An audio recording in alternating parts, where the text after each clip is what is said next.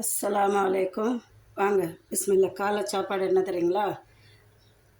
முட்டை கிரேவி பண்ணியிருக்கிறேன். அப்புறம் கேழ்வரகு அடை தோசை, கேழ்வரகு தோசை சுட்டுருக்குறேன். கேழ்வரகு தோசை இங்கே மத்தியானத்துக்கு உண்டானது மட்டன் எடுத்து வச்சுருக்கேன். வாங்க ஹெல்த்தியானதை பார்த்தீங்கல்ல, ஹெல்த்தியானதை சாப்பிடுங்க. கேழ்வரகு அடை அவ்வளோ நல்லது உடம்புக்கு.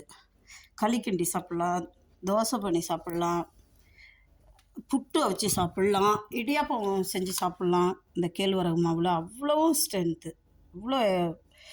ஆனால் காலையில் நேரத்தில் சாப்பிட்டிங்கன்னா தான் உங்களுக்கு அவ்வளவு சத்து உங்களுக்கு கிடைக்கும். ஏன்னா மத்தியான நேரத்தில் இந்த நைட்டில் சுகர்காரங்களுக்கு இவங்களுக்கெல்லாம் ரொம்ப நல்லது.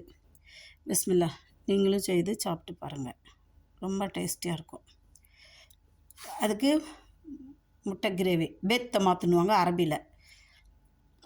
நான் கிண்ட மாட்டேன், அப்படியே போட்டு எடுத்துடுவேன். சூப்பராக இருக்கும் இந்த அடை தோசைக்கும் இந்த முட்டை இதுக்கும்.